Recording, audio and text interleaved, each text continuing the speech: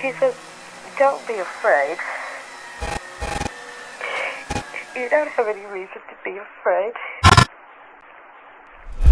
Barney and Betty Hill lived in the small coastal city of Portsmouth, New Hampshire in the 1960s. Home to only around 20,000 people at the time, the community was very close-knit, the type of city where you'd shop at small businesses and the waitress at the local restaurants knew your order by heart. Yet Betty and Barney's story was far from being ordinary. In fact, it would shape the human perception of extraterrestrials for decades to come. Barney Hill was born in 1922 and had served in the Second World War. He was considered an extremely intelligent man with an IQ of about 140. He began working as a truck driver for a while, but after sustaining an injury while on the job, he switched to becoming a mail carrier for the United States Postal Service. He was married at one time with 2 children, but that ended in divorce. Betty Eunice Barrett was born in 1919. After graduating high school, she completed a degree in social work at the University of New Hampshire and jumped straight into the child welfare workforce upon graduation, a perfect career for the caring woman. Coupled with her strong personality and willingness to fight for what was right, she was a pretty invaluable asset to the world. The two met through mutual friends in Hampton Beach, where Betty owned a rental property. She offered to let Barney and his family stay in it if they were to visit again in the future, and the rest was history. Being that the civil rights movement was in full swing against racism and racial segregation, the fact that Barney and Betty were in an interracial relationship with him being black and her being white, it was a pretty big deal. In fact, Barney had always dreamed of using his intelligence to become an engineer, but was unable to due to his complexion. Barney was a board member of his local civil rights commission, and both were members of the NAACP, or National Association for the Advancement of Colored People. By the time the couple had decided that they wanted to spend the rest of their lives together in 1961, they weren't even legally allowed to get married. Fun fact, it wasn't until 1967 that the Supreme Court legalized interracial marriage across all 50 states, but Alabama was the last state to repeal its prohibition in the year of 2000. The fact that my parents wouldn't have been able to get married in Alabama at the time that I was born is pretty mind-blowing to me, but that's a conversation for another time. Anywho, Barney and Betty had decided that regardless of what the government had to say about their love for one another, they would come together in an unofficial union. Afterwards, the newlyweds would travel north to Niagara Falls and Montreal to enjoy their honeymoon. The couple hopped in their car on September 19th and began heading home after their honeymoon to Portsmouth, driving south on US Route 3, trying their best to avoid an oncoming hurricane. As they were traveling near Lancaster, Betty noticed an unusually bright light in the sky that seemed to move very erratically. At first, they dismissed it as a falling star, except for the strange fact that it appeared to be falling upward. They even suspected it may be a plane or a satellite, but as it came closer and closer, they seriously began to worry about what was happening. Barney, being a more serious type, was extremely skeptical at first, but even he couldn't just ignore this strange object, so they stopped several times to observe it through binoculars, but it was too difficult to make out any giveaways as to what they were looking at. As they continued driving, eager to get home, the object continued pursuing the car for approximately 30 miles, with the couple describing it as moving back and forth across the sky, almost like a ping-pong ball. It eventually hovered in front of their car, and Barney decided that he'd had enough of this cat and mouse game. He stopped the car, getting out to approach the flying object, and although it hovered about 100 feet above, he was able to catch a glimpse inside with the binoculars. Inside the approximately 40-foot-long, rotating, pancake-like UFO, he claimed to have seen nearly a dozen humanoid figures with grayish skin and large eyes in shiny black uniforms staring back at him from behind the windows. All but one of the figures started to move towards one side of the craft as if to exit. The last one standing communicated a message telepathically to tell Barney to stay where he was at. As the aircraft began to lower and extend a ramp toward the ground, Barney ran back to his car and peeled off in an attempt to to escape abduction. But that doesn't stop the object from engaging in a hot pursuit. Inside the car, the couple began hearing strange beeping sounds unlike anything they'd heard before, and with those came tingling sensations, followed by what they perceived as unconsciousness. From that point, the couple experienced a period of missing time, which was about 2 hours unaccounted for. With this, plus the times that they stopped, the estimated 4-hour trip had suddenly turned to 7. Barney continued the drive home, with Betty asking if he believed in flying saucers yet, to which he still responded, no. They arrived home in the early morning hours feeling inexplicably dirty, with no clear memory of what had transpired during those 2 blank hours. Betty felt that they should keep their luggage by the back door, not bring it into the house, due to her suspicion of possible contamination. While they'd expected to be settling in as a new couple upon return from their trip, they instead discovered physical anomalies and experienced unusual sensations and impulses for which they had no explanation. For example, they discovered that their watches no longer worked. Barney realized that the leather strap on his binoculars is broken, although he doesn't remember it breaking. He also observes that the toes of his dress shoes are scraped. Barney feels compelled to examine himself in the bathroom, but finds nothing unusual. Finally, both Hills take long showers to remove whatever contaminants they may have come into contact with, and they each drew a sketch of what they had witnessed. Barney told his wife that they could never speak of what happened, as surely nothing good could come from it. And since they were already being ridiculed for being a mixed-race couple, claiming to have been abducted by aliens would not be a good look. After managing to fall asleep for a few hours, Betty awoke to start unpacking, and noticed that the dress she'd been wearing during the encounter was torn in several places. She also noted a dusting of pink powder on the dress, which she had absolutely no explanation for. After hanging the dress on her clothesline, she saw the powder be blown away by the wind, but the dress was completely ruined. She nearly threw it out in the garbage, but she changed her mind and put it back in the closet. Over time, the dress underwent chemical and forensic analysis at 5 different laboratories. However, the following morning, Betty called up her mother and sister and outright explained what she had experienced. Perhaps surprisingly, this wasn't completely out of left field for the family.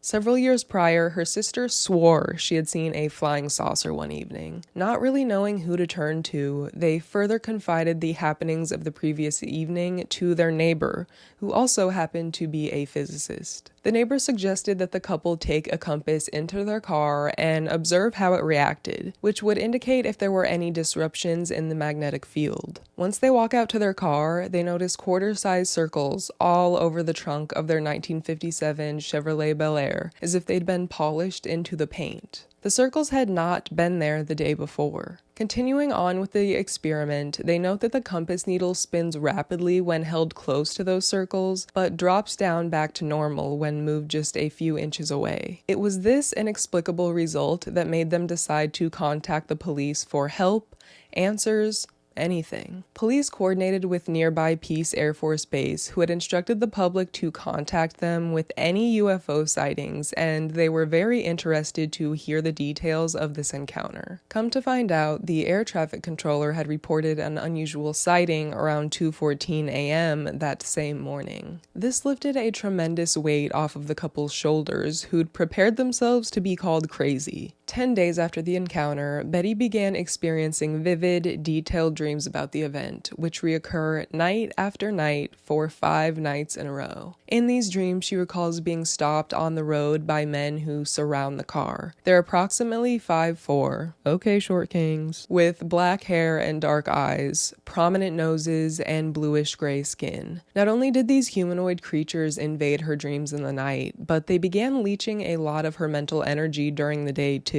Starting to wonder if these dreams were a representation of the missing time she'd experienced, she began writing them down in a dream journal. The Hills consulted various doctors and specialists, but over and over again, they were told that their symptoms were simply caused by stress. Barney had even developed a stomach ulcer from his worrying. However, none of the professionals they consulted could provide a satisfactory explanation for the missing time or the couple's constant anxiety. Feeling helpless, Betty takes a trip to the local library in an attempt to find some literary pieces on space, UFO, aliens. She stumbles across The Flying Saucer Conspiracy, a book written by Marine vet Major Donald Kehoe, based upon over 800 UFO reports by a variety of aviation and radar professionals. Betty was quick to write to Mr. Kehoe, expressing her interest in his work and sharing her experience. On October 21st, 1961, Walter Webb, an astronomer and member of NICAP, or the National Investigations Committee on Aerial Phenomena, had begun receiving reports of UFOs across California, Kentucky, and Indiana. Hearing about all the hubbub, NICAP decided to conduct an interview with the Hills about their experience. During their interview, the Hills describe all that they can recall about their encounter, including their observation of a large, silent, illuminated craft that hovered close to their car. Barney says that he had experienced a mental block about the event, and although he didn't know what he couldn't remember, he suspected that there was more to that night. He went on to recall what happened, detailing the appearance of the somehow not human figures who engaged him. After getting to know them individually and as a couple, Webb concluded that the Hills were credible witnesses. Their tone was serious, and they were well-respected professionals who had a lot to lose. He believes that the event occurred as they reported, with the understanding that memories aren't always exactly perfect. The Hills were desperate to know what really happened during those 2 missing hours. They drove back up to the mountains to try and jog their memories, and it actually worked a little bit.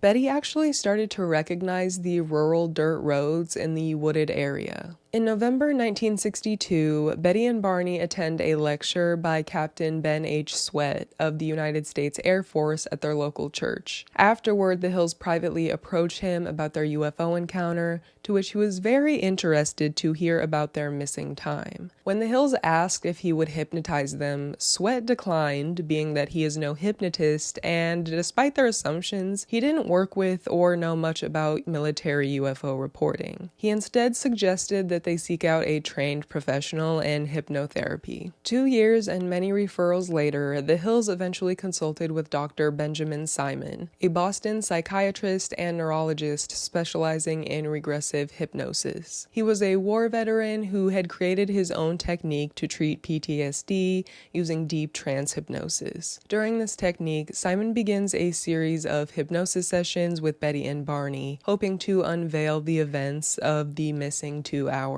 Barney, initially skeptical of hypnosis, agrees to the sessions in hopes that it will help Betty find peace of mind regarding her nonsense dreams. During Barney's hypnosis sessions, he tells the doctor that the strap of his binoculars broke when he ran from the UFO back to his car. He remembers driving away, but being overcome by an irresistible urge to pull off the road and drive into the woods. He describes encountering 6 men standing in the road, at which point his car stalls. 3 men approach, and Barney describes them as generally similar to the beings that Betty had described from her dreams. He recalls being overwhelmed by the, quote, terrifying, mesmerizing effect of their dark stares. While Betty later reports conversing with the leader in English, Barney says that he heard them mumbling in a language that he did not understand, and attributes the limited communication he experienced to thought transference, also known as telepathy. Betty's hypnosis session largely aligned with her dreams, including details about their capture,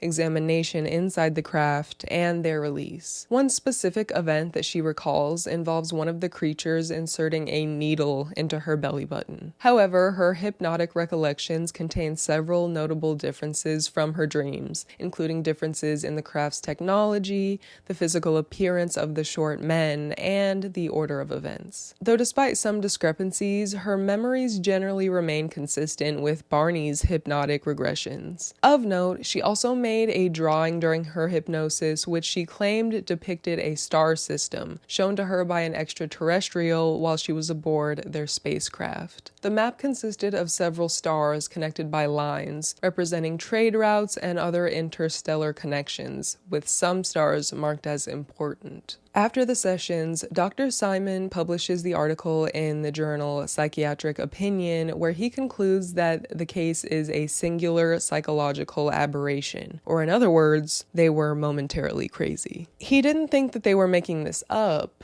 just that they had shared false beliefs. The Hills returned to their lives, still happy that they had the opportunity to share their story that they knew without a doubt was real. Occasionally, they would discuss their encounter with friends, family, and UFO researchers. In October 1965, a Boston Traveler front page story titled UFO Chiller, Did They Seize Couple? Ignites public interest in the Hills story. Reporter John Luttrell reveals the Hills hypnosis session and their confidential interviews with UFO investigators, propelling the case into the national spotlight. Following the Boston Traveler article, United Press International picks up the story, disseminating it to the worldwide stage against the couple's wishes. The following year, the Hills decide that they may as well put out the truth, and with the help of John G. Fuller, they published The Interrupted Journey. The book provides a comprehensive account of the Hills' experience, from their initial sighting to the hypnosis sessions, capturing the attention of the public and igniting debates about the authenticity of their claims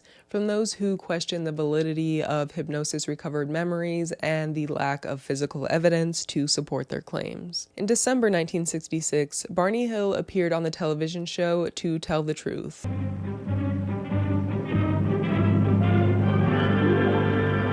What is your name, please? My name is Barney Hill. And well, he told the truth. On February 25th, 1969, Barney unfortunately died of a cerebral hemorrhage at the age of only 46. In 1968, intrigued by the star map, Marjorie Fish, an elementary school teacher and amateur astronomer from Oak Harbor, Ohio, decides to analyze it after reading The Interrupted Journey. She then created a three-dimensional model using threads and beads, representing nearby sun-like stars with potential to support life. Over several years, Fish examines thousands of potential vantage points for her model in an attempt to match Betty's star map. Marjorie's analysis leads her to connect Betty's star map to the Zeta Reticuli star system, 39 light-years from Earth. She shares her findings with Walter Webb, who concurs with her analysis, and they send the star map to Terence Dickinson, editor of Astronomy magazine. Dickinson features the Hills story and the star map in the December 1974 edition of Astronomy magazine, opening up the discussion about the case to the magazine's readership and fueling public interest in Fish's interpretation. In the following months, the magazine published debates about the validity of Fish's star map analysis, attracting attention from both skeptics and believers. Betty kept detailed records of her UFO sightings from 1977 to 1991, using handwritten notebooks and typed journals. These documents traced her personal journey as a UFO researcher and how her understanding evolved over time. The collection also includes drafts of an unpublished manuscript, The Interrupted Journey Continued, where Betty explored more of her and Barney's UFO experiences. There are essays, speeches, and diary entries offering deeper insight into her reflections. There are also numerous newspaper clippings tracking media coverage of the Hills story, as well as audio and visual recordings of Betty's interviews, lectures, and documentaries like The UFO Incident and Strange Septembers. In an episode of his popular Cosmos series, Carl Sagan, a well-known science educator and astronomer, took aim at Marjorie's interpretation of the star map, suggesting that it was largely random. He argued that the pattern only seemed to match the Zeta Reticuli system when connected in a certain way, which is what Fish had done. That same year, at a national UFO conference in New York, Betty Hill presented several slides she claimed showed UFOs. However, the images were blurry and unclear. According to UFO researcher Robert Schaefer, who was in the audience, Betty was, quote, literally jeered off stage by a crowd that had initially been on her side. Her credibility within the UFO community was never fully recovered after that. In his 1986 book, The UFO Verdict, Examining the Evidence, Robert Schaefer takes a closer look at the Hills story, comparing it to other well-known UFO sightings. He questioned the reliability of eyewitness testimony, the influence of popular culture on abduction stories, and pointed out the lack of physical proof to support these claims. During the early 1990s, the European satellite mission observations provided accurate measurements of stellar distances, which debunked Fish's hypothesis. It turned out that the stars she had identified were much farther away than she originally thought, and she took the loss in stride. Around the same time, UFO researcher Martin Kottmeyer suggested in his article, Entirely Predisposed, that Barney Hill's memories, especially his description of aliens with wraparound eyes, might have been influenced by an episode of the sci-fi TV show Outer Limits, which had just aired 12 days before Barney's hypnosis session began. On October 17, 2004, Betty Hill passed away from cancer at the age of 85. Her niece, Kathleen Marden, later published Captured, the Betty and Barney Hill UFO Experience, revisiting the famous case from the perspective of an involved family member. In 2012, researcher Jason Colavito pointed out that 2 other episodes of The Outer Limits that aired shortly before Barney's hypnosis session actually had stronger similarities to Barney's recovered memories than the previously suggested episode. They included specific themes like alien surgical procedures, human-like creatures stopping a car, and social ostracism, themes that Barney might have found personally relatable. In 2015, Robert Schaefer released a collection of documents related to the Hills case, including all of Dr. Simon's notes and correspondence to further challenge the story's authenticity. Schaefer and other skeptics like him argue that despite how compelling the Hills story might seem, it lacked solid physical evidence and relies too much on subjective accounts. He highlighted inconsistencies in the Hills' recollections, as well as Betty's other UFO sightings, which he believed were all likely cases of misidentification or even delusion. Critics argue that such memories are especially vulnerable to suggestion, false memories, and outside influences. Factors like stress or sleep deprivation can also create false memories or lead to misinterpretations of unclear events. Yet, despite the skepticism, the story of the Hills has endured. It's a compelling reminder of our ongoing fascination with the unknown and the possibility of life on other planets. The case continues to be a cornerstone in UFO lore, continuing to spark debates between believers, non-believers, and if nothing else, entertaining the rest of us. That just about brings us to the end of today's video, and I'm curious to know what your thoughts are on this case. Do you believe that Barney and Betty Hill were truly abducted by aliens that historical night, or had they simply gone cuckoo for Cocoa Puffs? Let me know down below in the comments section, and while you're down there, consider hitting the like and subscribe buttons. I want to thank you so much for taking time out of your day to choose this video out of the endless options that YouTube has to offer. With that being said, I will go ahead and see you in the next one. Bye!